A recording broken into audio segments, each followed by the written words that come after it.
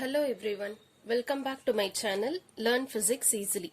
இன்னைக்கு standard 11ல lesson 3 to move an object push or pull which is easier பார்க்கலாம். So நம்ம எல்லாம் இந்த question படிக்கிறதுக்கு முன்னாடி என்ன நினைப்போம்னா push is very easier, pull பண்றது கஷ்டம்னு நினைச்சிருப்போம்.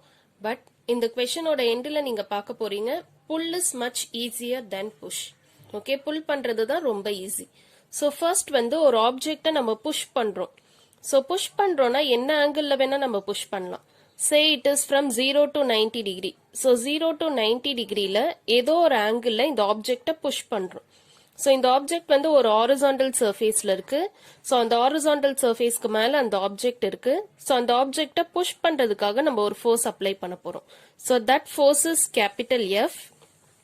But இங்க ஏதோ ஒரு angle incline பண்ணிருக்கிறதுனால this force is resolved into two components.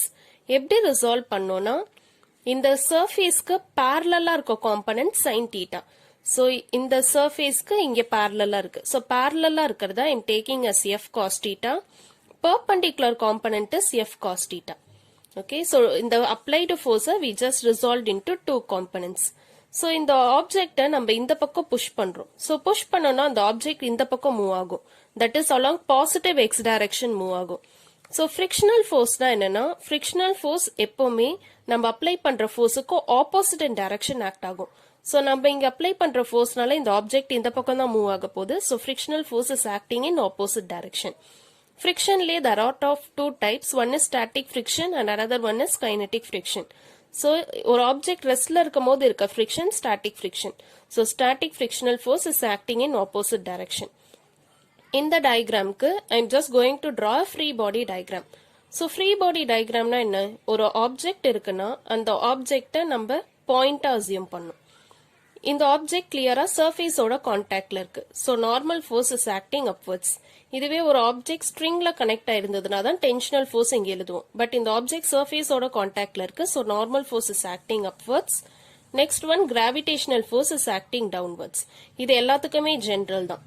இங்க இன்னும் ரெண்டு force இருக்கு. நம்ம apply பண்ற force இந்த directionல இருக்கு. So apply பண்ற force ஓட direction. Next static frictional force is acting in negative x direction. So negative x directionல draw பண்ணிட்டேன். But இந்த derivation இன்னும் உங்களுக்கு clear-ஆ புரியணும்னா இந்த diagramலயே நான் உங்களுக்கு f sin theta and f cos theta component-ம் include பண்றேன். But exam point of view-க்கு நீங்க இது மட்டும் draw பண்ணா போதும். இது rough-ஆ வேணா draw பண்ணிக்கோங்க. உங்க main answer sheet-ல நீங்க answer எழுதுறப்போ இது include பண்ண வேண்டாம். So இங்க f sin theta இங்க act ஆகுதா? So f sin theta என்ன direction? Positive x directionல act ஆகுது. And next f cos theta இங்க கீழ act ஆகுது. கீழ means negative y direction கிட்ட தான் act ஆகுது. So this is f cos theta component.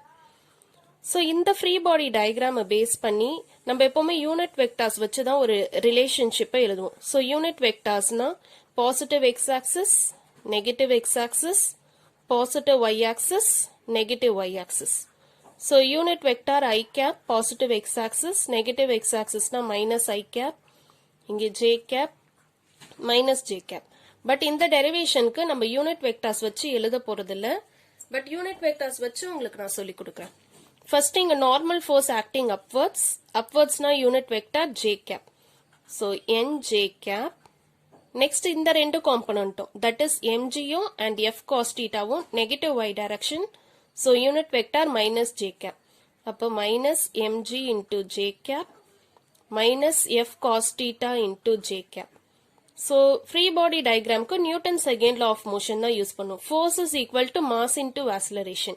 இங்க y directionல பாக்குறோம். இந்த object x directionல தான் move ஆகுது. y directionல move ஆகல.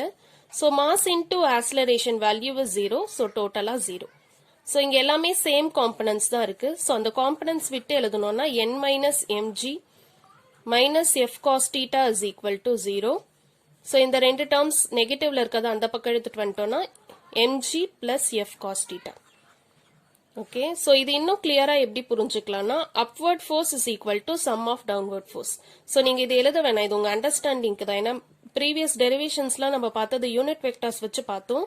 பட் இந்த derivation unit vectors வச்சு உங்க bookல கொடுக்கல, உங்க understanding-க்காக இது போட்டேன். ஷார்ட்கட்டா எப்படி ஞாபகம் வச்சுக்கிறீங்கன்னா upward force is equal to sum of the downward force. Upward force normal force, downward force தான் mg plus f cos theta. So இதுல இருந்து static friction force என்னன்னு calculate பண்ணும்.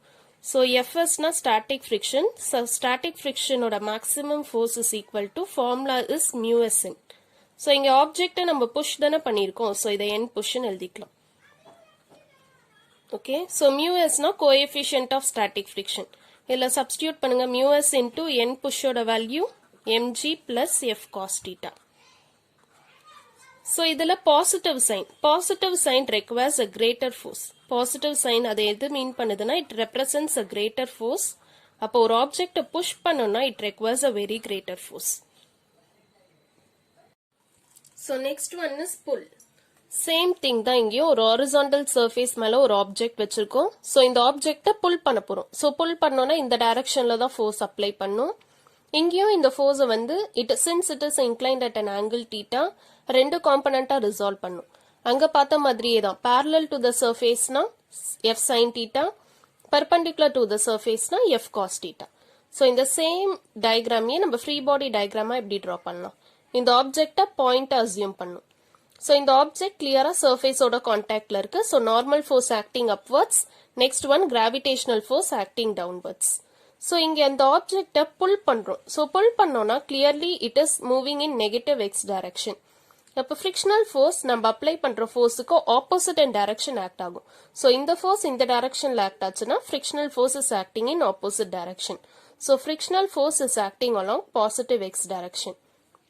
நம்ம அப்ளை பண்ற ஃபோர்ஸ் இந்த டைரக்ஷன்ல ஆக்ட் ஆகுது. So it is in this direction. Same way நான் லாஸ்ட் டயக்ராம்ல உங்களுக்கு டிரா பண்ண மாதிரி இந்த f cos theta and f sin theta காம்பனன்ட்டை இதுல நான் இன்க்ளூட் பண்ணி டிரா பண்ண போறேன். பட் இது வந்து நீங்க உங்க ஆன்சர் ஷீட்ல நீங்க பிரசன்ட் பண்ண வேணாம், சும்மா ரஃப் சைடுல மட்டும் போட்டுக்கலாம். So f cos theta is acting in upward direction. So upward directionல இங்க f cos theta and f sin theta negative x direction. So this is f sin theta. So நான் last இதுல போட்ட மாதிரி உங்களுக்கு அந்த ஷார்ட்கட் வச்சே போடுறேன். Upward force is equal to downward force. So upward forceல இங்க ரெண்டு force இருக்கு. That is n plus f cos theta equal to downward force mg. எனக்கு normal force தான் வேணும். அப்பனா இந்த காம்பனன்ட்டை அந்த பக்கம் எடுத்துட்டு போங்க. So mg minus f cos theta. So இங்க normal force due to pull. So n pull ஓட value. So இங்க static friction ஓட formula நம்ம அப்ளை பண்ணலாம். Fs maximum is equal to mu s into n pull. Substitute பண்ணுங்க அப்படி. Mu s into n pull ஓட value mg minus f cos theta. So இங்க negative sign என்ன imply பண்ணுதுன்னா it requires a lesser force. Okay, so this negative sign is represent a lesser force. So ஒரு object pull பண்ணோம்னா lesser force is sufficient. So நம்ம already push பத்தி படிச்சோம். So push பண்ணோம்னா it requires a greater force. But இதுவே ஒரு object pull பண்ணோம்னா it requires a lesser force. So from this we come to a conclusion that pull is much easier. Okay, so pull is much easier than push. Thank you for watching this video. மறக்காம இந்த சேனலை subscribe பண்ணுங்க.